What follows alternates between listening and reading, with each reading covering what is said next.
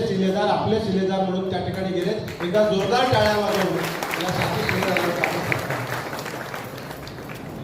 आता त्यांनी काय करायचंय, कुठली जबाबदारी पार पाडायची, कुठली भूमिका पार पाडायची, त्याची जाहीर चर्चा इथं मी करणार नाही. मी त्यांना खाजगीत ज्या काही सूचना द्यायच्या आहेत, ज्या काही मार्गदर्शन करायचं आहे ते एखाद्या बैठकीमध्ये आपण करू. किंबहुना एखादं महिन्या 2 महिन्यामध्ये त्यांच्याकरता एक स्वतंत्र शिबिर आयोजित करू.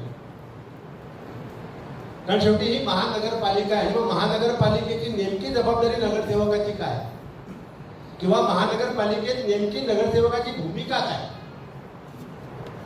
आता बहुतेक सगळे गृहिणी गेले आहेत, बरोबर आहे ना. आणि साथीच्या साथी पहिल्यांदाच निवडले नाही. एक फक्त लीनाताई सोडल्या तर 6 पहिल्यांदा आलेले, बरोबर ना.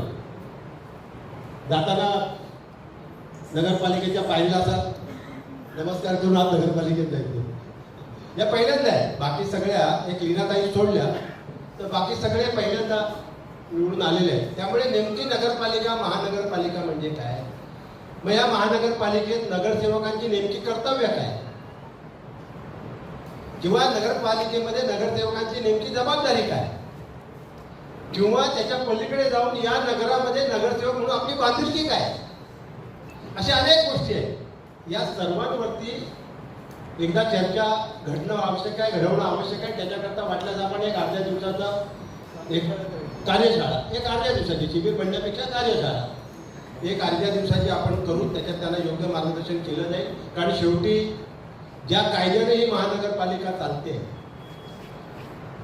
त्याच कायद्याच्या आधारे आपल्याला आपल्या सगळे हक्क, आपले सगळे अधिकार, आपल्या सगळ्या मागण्या आपल्याला तिथे जाऊन मिळवायचे. कायद्याच्या बाहेर जाऊन तर काय मिळणार नाही. कायद्याच्या बाहेर रस्त्यावर जाऊन फक्त आपण आंदोलनं करू शकतो. कालपर्यंत आंदोलनं केली, आपण रस्त्यावर उतरलो.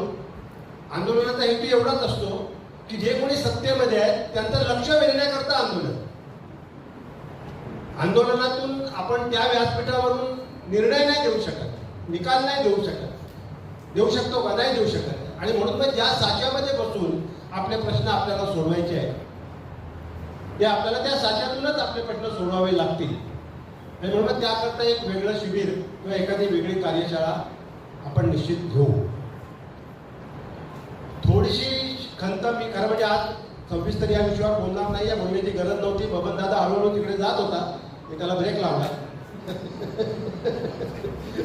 परंतु जर बंडखोरी झाली नसती, जर झाली नसती, होऊ नये अशी अपेक्षा होती. कारण ज्या पहिल्या दिवसापासून मी ते आता बोलणार आहे, पण जी बंडखोरी झाली ती झाली नसती तर या 7च्या ऐवजी इथे 12 दिसेल.